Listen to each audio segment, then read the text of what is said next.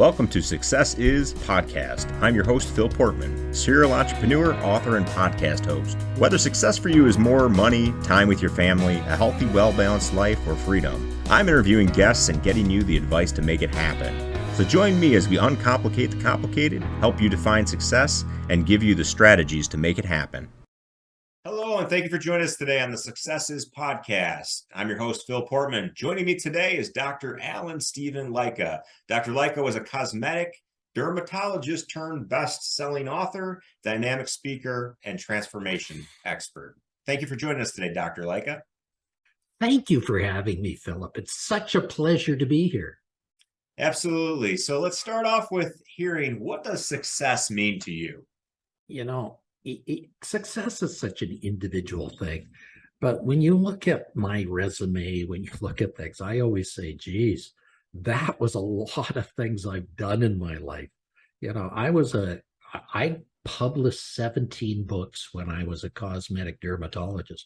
I had over 30 papers.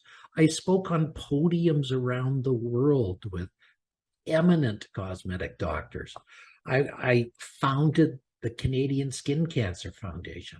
I founded a society to help with ethical considerations in cosmetic surgery.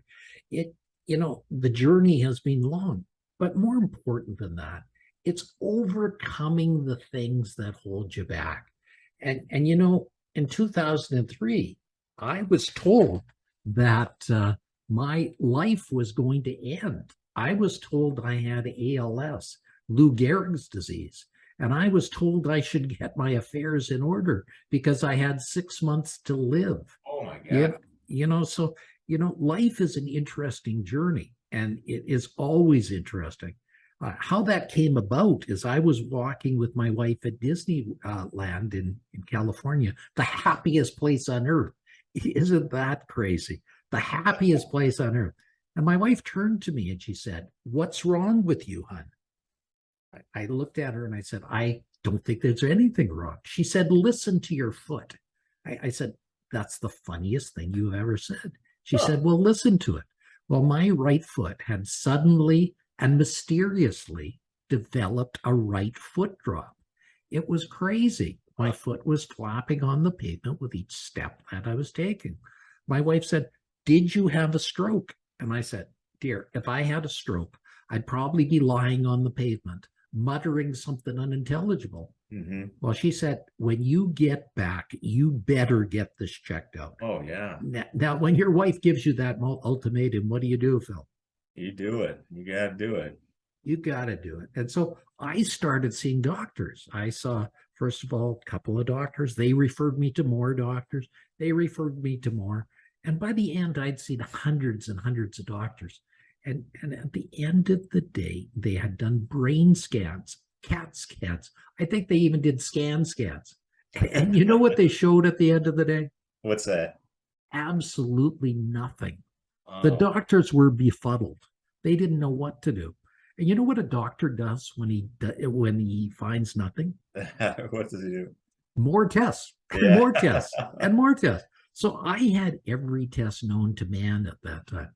And finally, at the end of it, because they were still showing nothing, they sent me to a world-leading neurologist, the brain doctor, the guy that has all the answers to all these difficult presentations. So I went to see him. I walked in and I said hi. He said hi back. He said, "You better be sitting down when I tell you this." I said, "Why? I've got a dropped right foot." He said, "No, you don't. You have ALS, Lou Gehrig's disease. Wow. Get your affairs in order because in 6 months you're going to be dead." I was taken aback, Philip. I mean, I just walked in and saw this guy and I said, "Is there a way to prove this diagnosis?" And he said, "Of course, on autopsy." Oh, my Lord. What a bedside manner, I tell you. He must have been the brother of Dr. House that used to be on TV, No kidding. So I shot back at him. "I'm not going to die to prove you wrong." Yeah. So So, So you had your purpose at that point. Yeah. well, yes, but when you go through trauma like that, Philip, you feel like you're a punching bag, Mm-hmm. and you go through the phases of death and dying that Kubler-Ross wrote in her book called On Death and Dying. You go through anger. Anger is a fundamental response to any trauma. Why? Because you're going to die. You're mad at the world. I was mad at my wife. I was mad at my children. I was mad at my patients. I was mad at my staff. But I couldn't tell them what was wrong because I was supposed to be dead in 6 months. Absolutely. And then you go through bargaining. Oh God, please don't let this happen. I'll do anything if you don't let this happen. You go through denial. Denial. You deny that anything's wrong. And I denied that there was anything wrong, and I worked harder and harder and harder. But then my right hand started not functioning properly. Now, to a surgeon, that's bad. Your right hand not being able to hold the instruments that you could do. Wow. But I was smart, so I became a left-handed doctor, and I became a left-handed surgeon. And the problem with that is there weren't even the tools invented to work with the left-handed, because left-handed is like right-handed, but it's the exact opposite. Yeah. If you've ever used scissors, for example, and are left-handed, they have to be built differently than right-handed scissors. So I helped to develop the tools that I needed. And then finally, you go through depression. Philip, have you ever been depressed? Absolutely. Sure. Yeah. Now, I was so depressed. I'd lie in bed staring at the ceiling saying, why should I get out of bed? I'm going to be dead anyhow. Oh, and, man. I saw people dying from ALS. It's a terrible death. People die gasping for air, and they literally stop breathing. In fact, just recently, Bord Salming, a famous hockey player, was diagnosed with having ALS. So it's a terrible disease, and usually within 6 months, you're dead. So I went to my wife and I said, dear, what do I have? She said, I haven't got the faintest idea, but you're smart. You'll figure it out. I said, dear, I've seen hundreds of doctors. How can I figure it out? She said, you probably just haven't seen the right doctor yet. Now, back in 2003, something brand new was invented. You might have heard about it, Phil. It's called the internet. You ever hear of that beast? I've heard of it, yeah. Yeah, but back then, we didn't have Dr. Google. We didn't have Dr. Yahoo. Yeah. We didn't have Dr. Bing to help us a lot. All these were in somebody's brain at that time, but not invented yet. So you'd put your phone on a cradle and it would go ria, ria, ria for something like 15 minutes before it would connect to the other side. Yeah. And when you got to the other side, you had to use a primitive language like DOS to communicate because there weren't any memory in any computers back then. So it was very, very primitive. But I had friends that were nerds, and they helped me navigate the situation. So they helped me get to the other side. And so I was able to literally find a doctor in Colorado Springs, Colorado, by the name of David Martz, who had a very similar story to me. But he got worse much more rapidly. And within days of getting his diagnosis, he was on his deathbed. Now, he was so well known. Doctors from around the world were coming to say goodbye to him. And a doctor came up from Texas, a Dr. Harvey, and he looked at David and he said, David, I don't think you have ALS. David whispered, because that's all he could do at that time. What do I have? The doctor from Texas said, I think you have chronic Lyme's disease. I think you've been bitten by a tick, and I think it's mimicking this disease called ALS. So, back then, no one knew anything about chronic Lyme's disease. Right. Even today, there's doctors who argue this doesn't exist. So the beautiful thing is David was started on treatment, and within days, he was like Lazarus arising from the dead. And so I knew I had to get in touch with him. So I phoned every hospital in Colorado Springs, Colorado, and I met up with him at the Methodist Hospital. And there we talked for hours. Yeah. And David said, can you come down and see me? And I said, when? He said, what about right now? I said, You David, got something more important than your life? Yeah. I said, David, my wife is throwing a party for Thanksgiving and she Yeah. has 50 people coming over. He said, aren't there any planes in Canada? Come on down. Yeah. So I went to my wife. I apologized that I was going to be there.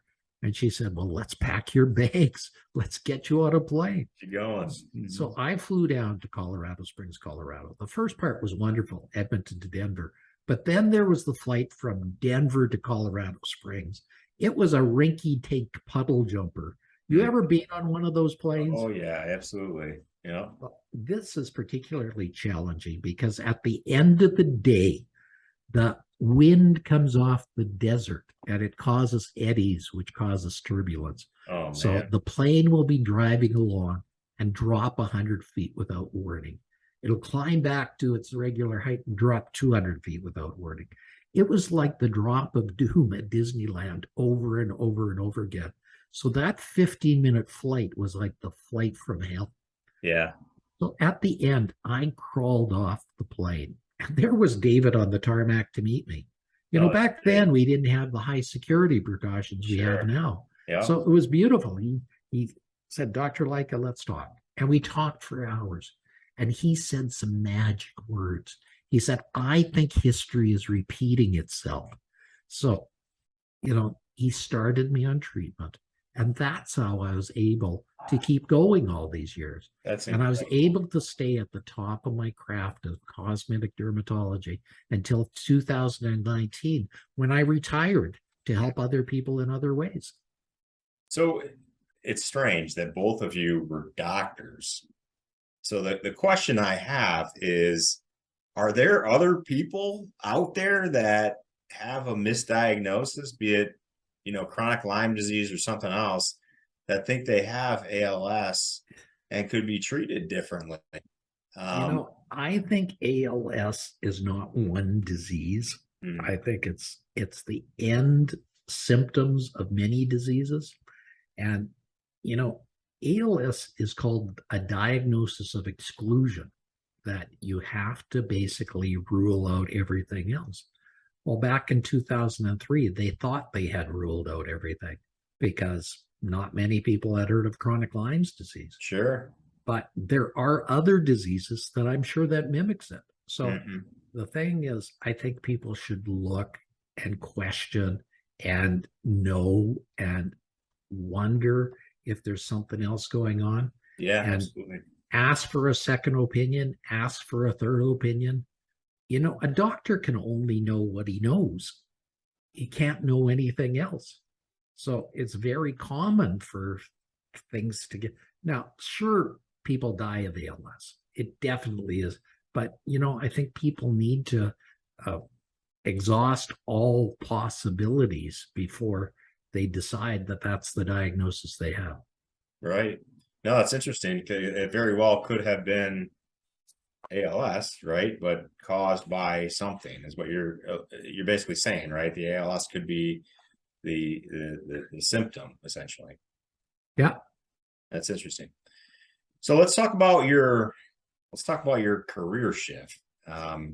You went from, being a medical doctor, and I get you probably wrote a lot of medical papers and that sort of thing. But now you are a life coach, a best-selling author, a speaker, a transformational expert.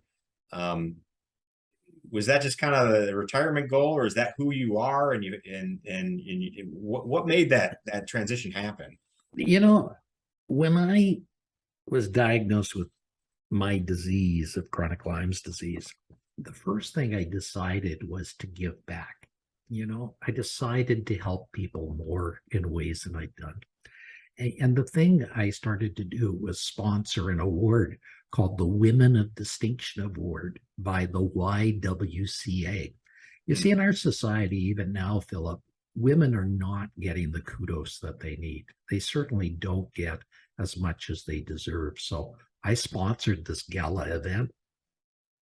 And a wonderful lady by the name of Harriet Tinka applied for an award called the Turning Point Award. Now, that award is giving to somebody that's changed their life around. And Harriet was a world-class model, walking the runways of New York and Milan and Paris. And after being in that industry for a while, she grew tired of it. And she decided to take up her second love, which was accounting. And she went to the University of Calgary, which is a university not too far from where I live. And so she went there. And there she was befriended by a psychopath who ended up kidnapping her, stabbing her, God, and leaving her for dead. Now, not the the direction story, I thought that story was going to go. and the story gets better than that. She ends up at the hospital. She doesn't know how she got there. But there, when she was being rehabilitated, she was depressed. And a little girl by the name of Amber comes down the hallway, wheeling up in a wheelchair. And she's happy as a lark. Now, Harriet asks her story. And her story is that she was in a car accident that cost her use of both of her legs, and both of her parents died. Oh my God. But she looked at Harriet and she asked Harriet for her story. And she gave Harriet hell. She said, "Why are you doing this?" She said, "You've got to use your story to motivate you. I'm going to make something out of my life. Yes, I've been through some bad stuff," but she said, "I'm going to do some amazing stuff in my life." So she challenged Harriet to do something. So Harriet had applied for the award for Women of Distinction, not to win the award, but to meet me so that she could convince me to write a book together. Oh, that's great. And that's where we ended up writing the book, The Secrets to Living a Fantastic Life. Now, that was released just in 2020.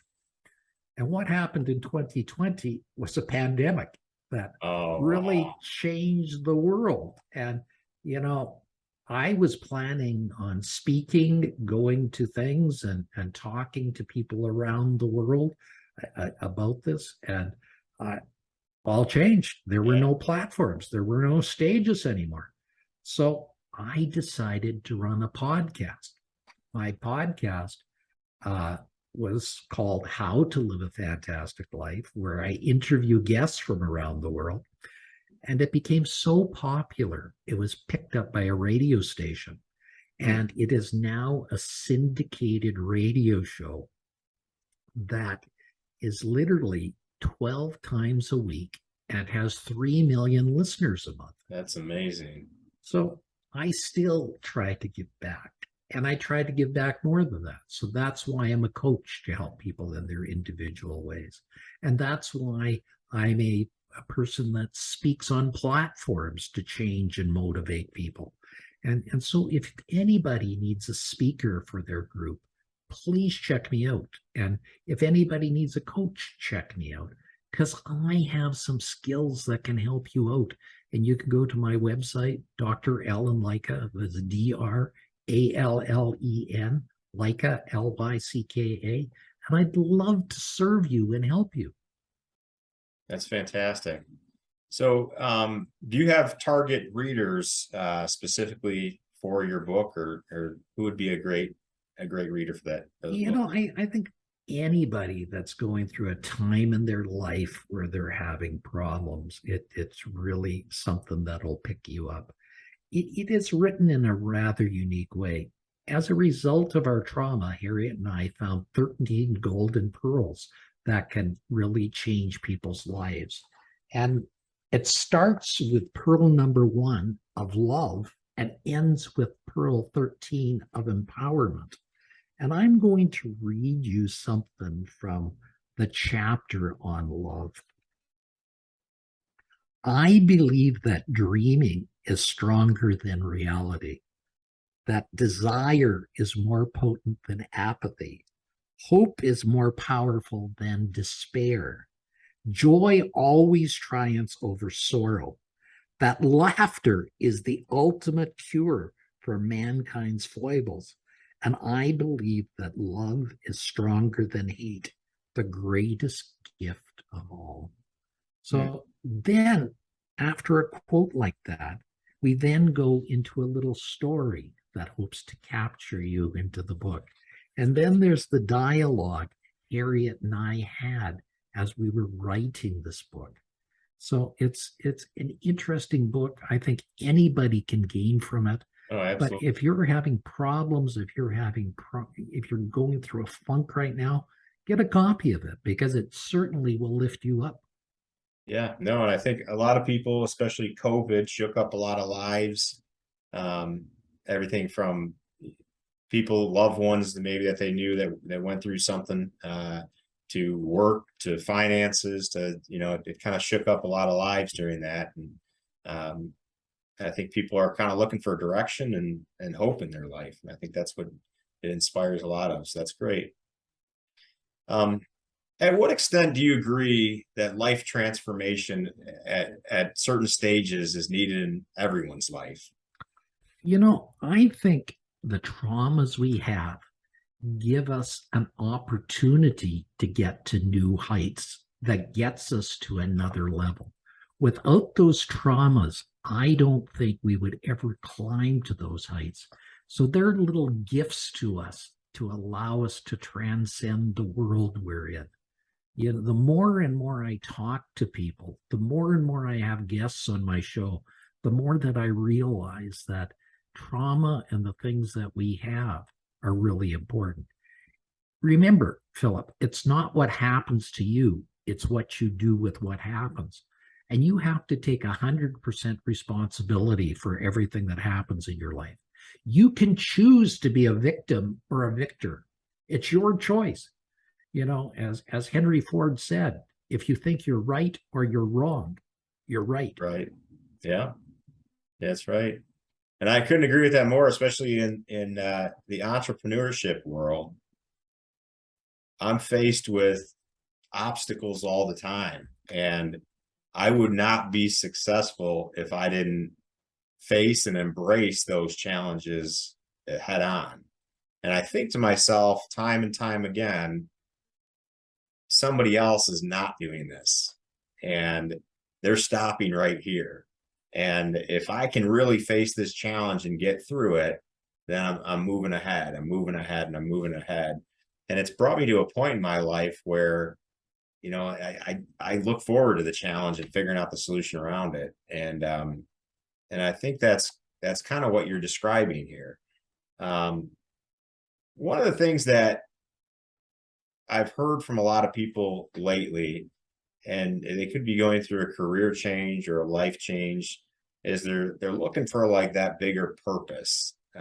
Similar to like what you're describing with everything from your podcast, radio show to even your books, they're kind of intertwined on this bigger purpose. Do you have any advice for somebody trying to decide what that bigger purpose or where they should focus their life efforts on? Yeah, in my book, in chapter 5, there's a whole chapter on intention and purpose. And in that chapter is a wonderful concept that came from the Japanese. The Japanese have a concept called ikigai. And ikigai is the sum total of all the things in your life.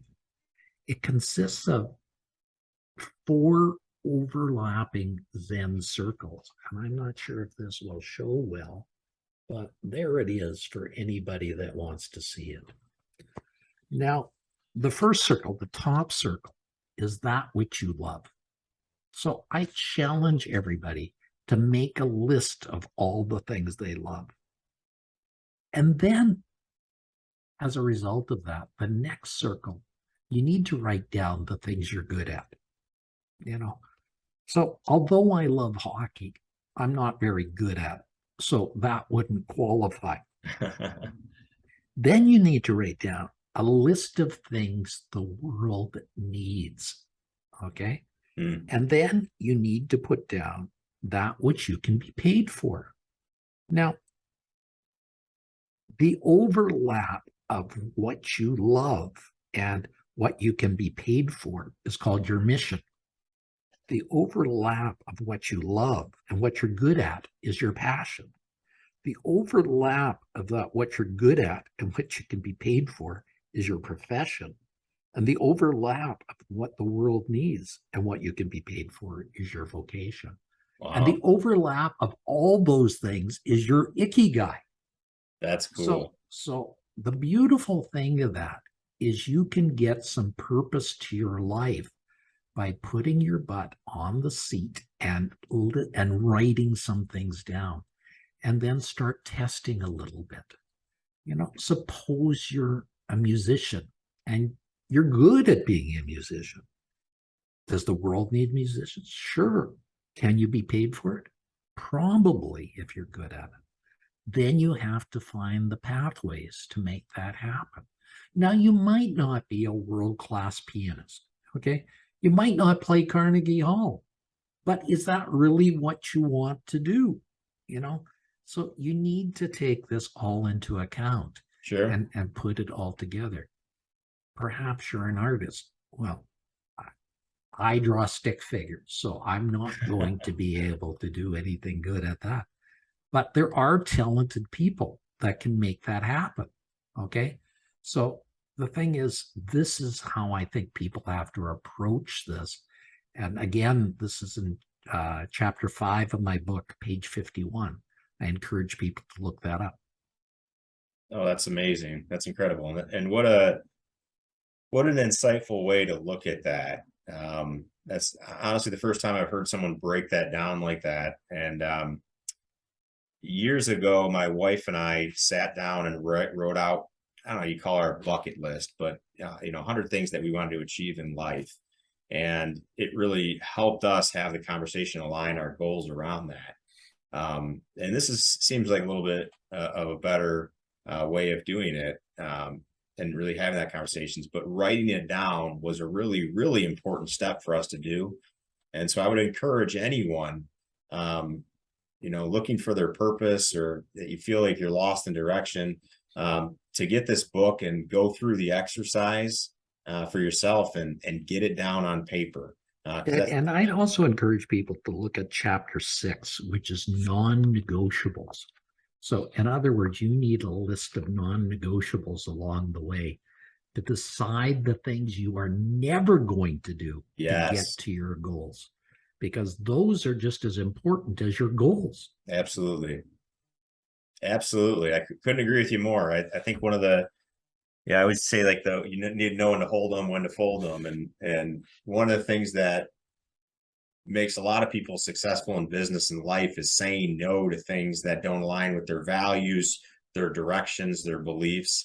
And it's just as important as the choices to go where you want to go, is to say, no, I don't want to go that way.